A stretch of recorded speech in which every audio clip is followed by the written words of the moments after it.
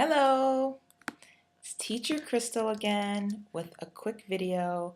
I'm actually getting ready to teach some evening classes. It is Friday, December 15th, and I am still in San Francisco. And I've got 3 classes tonight, 5:30, and a 6. And then I'm going to be free to go to dinner and out on the town before I leave back to Nevada tomorrow. So I wanted to make this video because actually as I was getting dressed for my evening classes, I thought, there were so many things that I wish I would have known 2 months ago, or September actually, was when I started interviewing. One thing, the first thing that I wish I would have known was that you do not have to wear an orange t-shirt to class. I bought, well, after I was hired, I purchased several orange t-shirts. I got 3 on sale at Michael's. They were it's very, very bright orange. Very bright orange. I don't think that color is attractive on anyone. And they were crew neck. I don't prefer that look. I mean, there's not very much of your body that the child is going to see. So it was like bright orange and then just not cute. The first shirt that I bought for my interview process, I purchased on Amazon, and that was a Hanes. It was a V-neck, and the color of orange that it was a little more burnt, a little more brown, toned down, and not bright orange. And I liked that shirt better. So after I got hired, still believing that I needed an orange shirt, after purchasing the ones from Michael's, which I only spent $10 on, so it wasn't like it broke the bank. It was just that I was irritated that I bought them and they were like not cute. They're ugly. So anyway, I went back to Amazon and purchased more of the orange V-neck Hanes shirts. Like, okay, at least I like that shirt. Then I found out I don't have to wear an orange shirt at all. I still wear the orange shirts. Trust me, you're going to run through clothes. I taught a class this morning and I wore an orange, it's actually an orange dress, but you can't tell. So I wore an orange dress, and then now I've taken a shower and I've done stuff all day, so I'm changed again. You're gonna run through shirts. So pretty much probably when I get back home, since I've worn a whole bunch of clothes during this trip, I actually have classes. So I have classes tomorrow morning before I fly out. When I get home, I'm going to have a couple of hours, I hope. Please, flight be on time. I'm going to have a couple of hours in between, getting back and unpacking and everything before I have more evening classes. And then I have a party to go to tomorrow night. So, Sunday morning, when I teach, I'm going to need some new clean clothes. I don't think I'm washing clothes tomorrow in between getting off the flight and then teaching at night. I'm not going to wash clothes in between teaching at night and going to the party. I'm not washing clothes in between coming back from the party and waking up at, I think, 2 a.m. for Sunday morning classes. None of that's going to happen. So my ugly orange shirts and my V-neck orange shirts will be waiting for me. Yay! Point is, you don't have to wear an orange shirt. As you see right now, I'm wearing my blue t-shirt. My white t-shirt. I just wear this underneath to make sure I don't have any cleavage. And yeah, that's going to be my 5 o'clock and 5:30 and 6 o'clock class tonight. Number 2, you do not have to spend a lot of money for this job. You really don't. One thing that I found super helpful, but it wasn't until after I got hired, so I had no clue. I was already buying things. Every time I had an interview, I would go buy more stuff and buy more stuff and buy more stuff. But be very minimal during the interview process. You don't know if you're hired yet anyway. Trust me, I believe you will. This company gives you so many opportunities, so much coaching, so much mentoring. You're going to find a way to get hired. But my point being, don't spend tons of money on the interview process, on your interview background, all of that stuff. You will see that I have a video about my first interview, and I spent $2. I bought a dry erase board. It's a orange bright dry erase board that you will see in the video, and I bought some window clings. I cut out the window clings and I taped them to my wall, and then I printed 2 pictures. One was numbers and one was alphabet letters. And these things were not very big. I mean, the numbers for the alphabet and the letters for the alphabet and the numbers that I printed were just on a normal letter size piece of paper. But I had my computer and the camera very close to my face as well as the backdrop. Here I've got way more space than I allowed during my mock interview, my initial interview. I was very close to these items, so you couldn't tell that they were like super tiny. I got hired, guys. So I'm saying do not spend a lot of money in the beginning and don't spend a lot of money ever. Okay, once you get hired, you can join Facebook groups. So within these Facebook groups, you will find resources such as props to print out that you will use for the lessons. Okay, so as long as you have ink, and paper, you've got your props. You're not at the dollar store. You're not looking for pictures of families inside of, I don't know, magazines, books, nonsense, whatever. I purchased self-laminating paper from Amazon. You don't have to buy a laminating machine and the laminating papers. That's crazy expensive. No, I bought self-laminating paper. You just put like your pictures on top of one sheet and then you put the other sheet on top of that. Actually, what I've started doing is only laminating the back for several things. The reason why I'm laminating the back is not for cost purposes. I'm doing it because the front was causing a glare by having both pieces laminated, off of the light. So that was a problem. So these are more props that I printed from the Facebook group share. I printed this from the group share. I printed this from the group share. I made this myself and printed it. Okay, if you watch my basics video, the basic items that you want to have to teach for VIPKID, you will see those are the items, okay? These right here also came from the same props, VIPKID props Facebook group, okay? The thing is, you won't be able to get items off of that group or join the group until you're actually hired.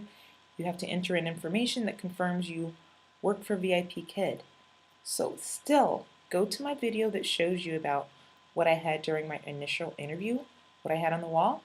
I have a second video that was my mock class. I think it's called mock trial or mock class. So it's basically the second interview that I had where I had to teach a fake child. So I had to teach an adult, pretend that they were a child. I have a different backdrop that was cheap and inexpensive as well. I just kept tossing things. I kept saying, well, I want this to look better. And I would get rid of that. And the fact that it was cheap, I don't care. Okay? So, I wish I had known that you didn't have to spend a lot of money. There were things that I bought that I don't even use now. Okay? For instance, well, this isn't. I bought these on Amazon. They were probably $6. There are much cheaper items at the Dollar Tree. Okay, I could have gotten 6 items at the Dollar Tree instead of $6 cards. I think they're actually $6.95. I do like them though. I really like the cards. I use them. So I'm not saying don't get those cards. I'm just saying I could have spent less money. This ball was from the Dollar Tree. Anyway, back to you don't have to spend a lot of money. About bookings. There are a lot of people out there complaining about not getting bookings. How do you get bookings? What do you have to do? You don't have to jump through a whole bunch of hoops. VIPKID has created all the resources for the parents to find you. They have you do a couple of things as soon as you're hired in order for the parents to get to you. One thing I didn't know is that during the interviewing process, the interviewers are tagging you with descriptors. So maybe they think you're funny, or you're very patient. You're very patient, or maybe you're serious, or maybe you're a disciplinarian. They have 5 tags that you get tagged with throughout the process. that goes onto your profile when a parent is looking for a new teacher. First of all, you have to be within their classes, teaching their classes. So if you're teaching pre-VIP kid and they have a pre-VIP kid child, you will show up in their profiles available to teach their child, but only if they have put in a particular tag that is attached to you. Now, I have seen people in some of these Facebook share groups that are worried about their tags and they want to change their tags so they can get more bookings. I don't think that makes much sense. So while I was being myself and interviewing, and these people that are experts because they own this business and they work for the company, they're experts at figuring out what they believe is good about me and how I excelled. Maybe I was friendly. Maybe they thought I was very friendly. Well, that's the tag that I want because that's how I'm going to be naturally. If I went through several interview processes and they came up with common beliefs of who I am and how I'm going to present myself to the children, I don't want my tags changed thinking I'm going to get new students. I might get new students, but I'm not going to keep those students because that's probably not really who I am and how I'm going to act on camera. I hope that makes sense to you. So don't worry about how you're getting booked or not getting any bookings or being something that you're not or being like someone else. Like, don't try to do that. That's actually another point of what I wish I had known. Now, I don't think I've ever tried to be like someone else, but I think during some of my mock interviews and watching people's videos on YouTube, like you're watching mine now, that I thought, oh, I need to do this and I need to do that and sing like this and get a special guitar, and you don't need to do any of that. You really are going to find the parents and the students that jive with how you are. Some students don't want anything gimmicky. They don't want you putting on funny faces and a princess suit and making strange voices and being all like this. They don't like it, especially the older children. They think you're being silly and that you're treating them like a child. And they're like, I'm not a baby, so stop doing that. Can you just talk to me like a normal person? So I kind of modify my behaviors based on the child. I am really like a goofball. I'm just a goofball anyway. But I also can tell if somebody isn't like, they don't want that energy. You can tell as soon as you introduce yourself to them. Then just, like, don't do it. But still be yourself. I still will, like, if I get excited, if a child is struggling and, they haven't been reading and maybe we're like 20 minutes in, we've got 5 more minutes, and I ask them, please read. I haven't been doing like anything, high five and all that. And then they read a sentence. I am really like, they're reading, and I'm freaking out inside, and I'm getting so excited. And then when they read it, I'm just like, oh my God, thank you, that was so good. Like, I am truly excited for them, and it's just how I feel. They might get a little crack of them, like, smile, like, yeah, I do read that. But they feel good too. They feel good about it. But I don't make up anything fakey. You don't have to be fakey. You don't have to be anybody that you've seen on YouTube. I would take my video, any other videos that you watch, pull out what you need, but you don't have to use our mannerisms unless it's about like TPR. Like maybe you don't know what to do and part of your interviewing negatives are that you didn't use TPR. Well, look at things like that.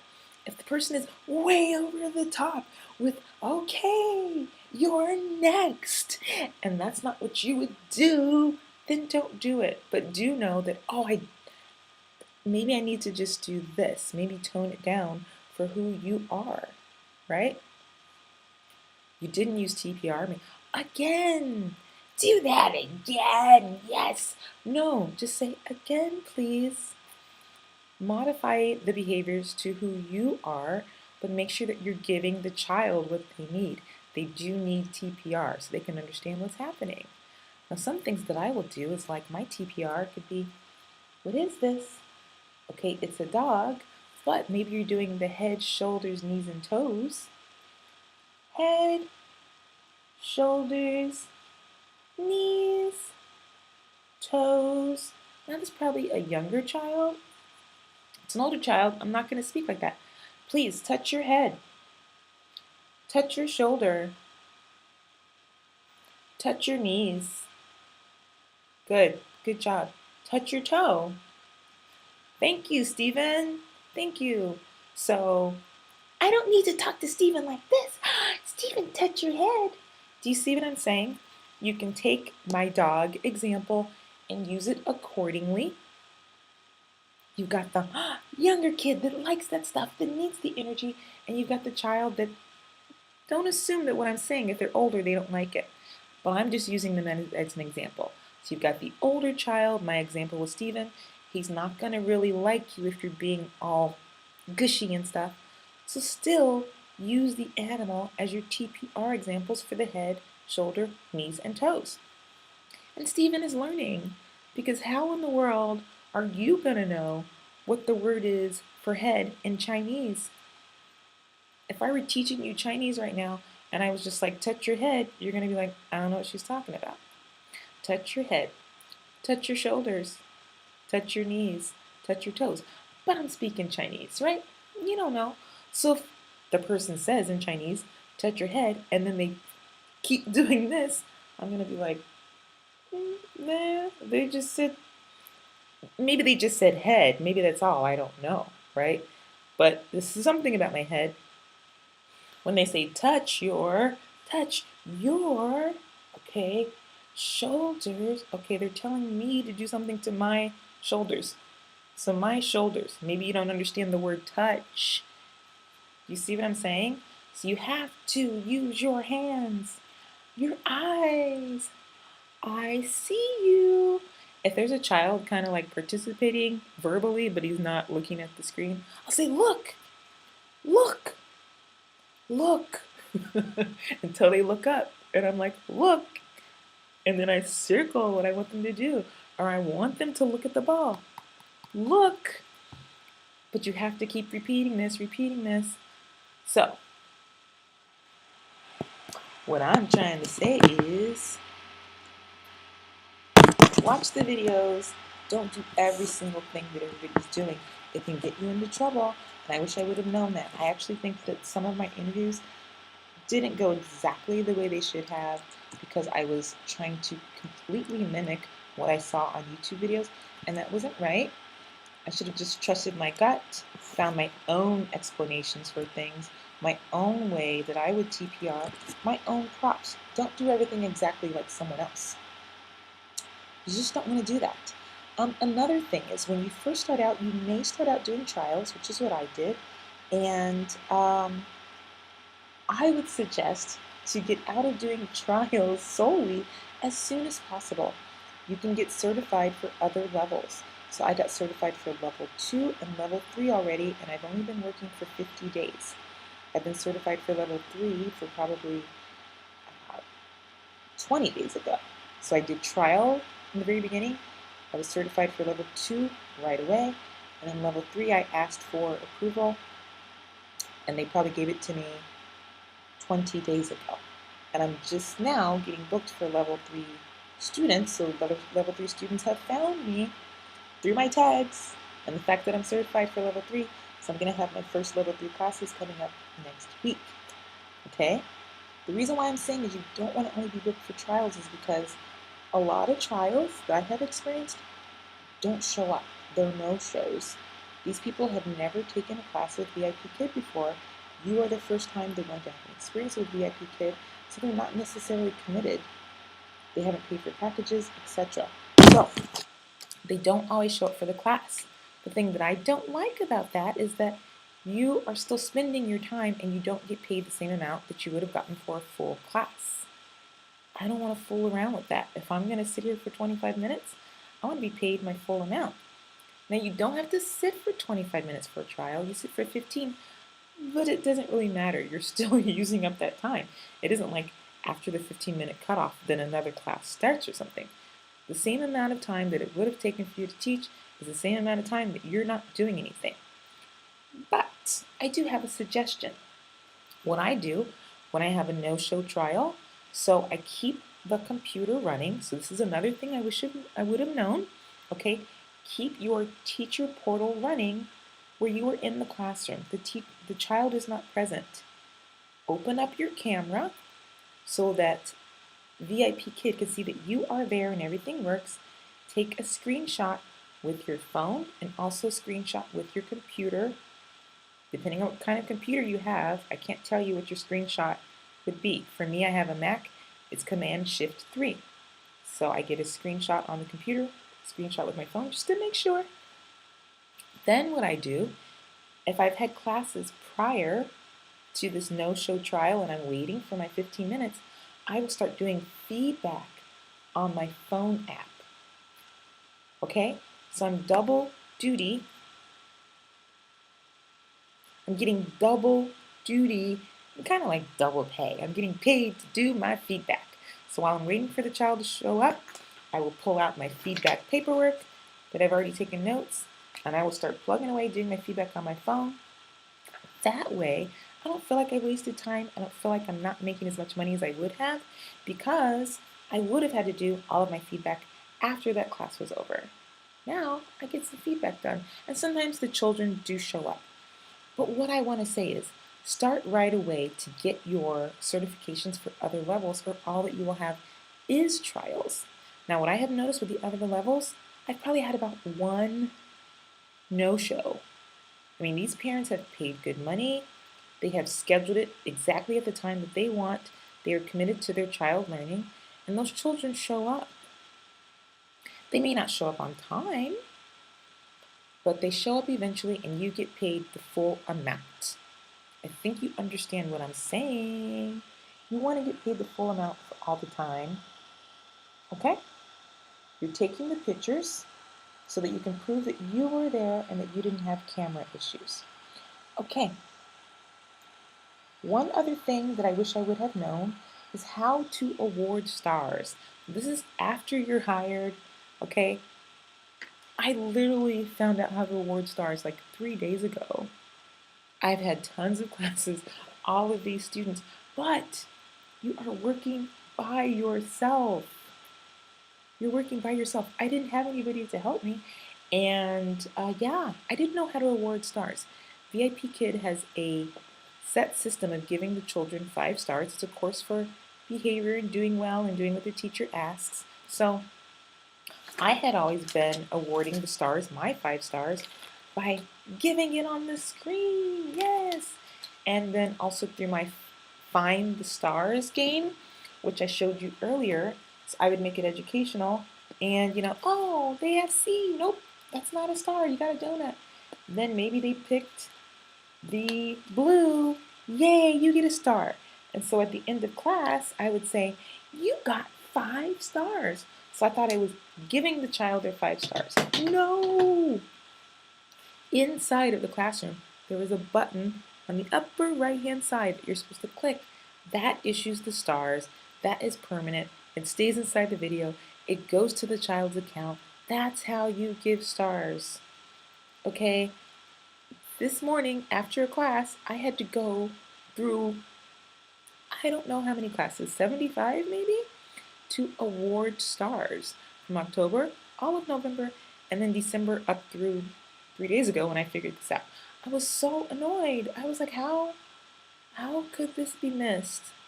I don't know. But you will realize from your mock classes that you can't really use everything in the system. Okay, it's like you have static PowerPoints. So I wasn't able to give the stars. I kept doing these interviews. You're not able to give the stars until you're hired. I got hired and I just started working. Really annoying. That brings me to my last, I wish I would have known, is the person that you are recruited by may not be very helpful. So I found out about VIPKID very randomly. I already work for myself. I work from home, and I make handmade soaps and like coconut oil deodorants and scrubs and stuff like that. So I'm just by myself making stuff. There's nobody to talk to. There's no activity. I'm new to Nevada. I don't know anybody in Nevada. Anyway, I was on it's called, gosh, Neighbor, some sort of neighborhood app. Um, Next Door. Nextdoor. I was using the Nextdoor app actually because some people were like, oh, this is how you can meet people. Okay, fine. I'm looking through the app, and somebody mentions that she was looking for stay at home work. She had lost her job and all this other stuff. So somebody posted a link to VIPKID, and I'm like, oh, I applied, things start going. Once it got to a certain point, this person starts contacting me via email and saying, yay, I see that you're a recruit. And she was just sending me messages. And I realized, oh, she's the girl. When I clicked on the link, she was already a VIPKID teacher, and they must do referrals. But all she did was just kept saying, oh, good luck, and good for you, and I hope you make it. And I was like, okay, thanks, right? No, what I wish would have happened is, first of all, that I would have found somebody else because I think things like awarding the stars would have been told to me. I wouldn't have just been watching random YouTube videos. I would have had somebody to actually talk to help me out through the interview process, like the day before. What do I need? They would have told me things like I'm telling you right now. She didn't help me at all. Once I actually was hired, she became more active with the emails. Um, but now I was hired and I'm going to have my first trial and whatever. So I kept like running out. I would see the new, what I'm going to teach tomorrow as a trial. And I'm like, oh, I need everything in the whole planet. So I would go to the dollar store or I would order something off of Amazon, blah, blah, blah. I wish she would have told me I didn't need to do that. Who knows? Maybe I don't even know what she thinks. Maybe she thinks she needs to buy tons of stuff. That's the problem. She didn't communicate. I don't really appreciate that she was like getting a referral bonus but didn't do any work.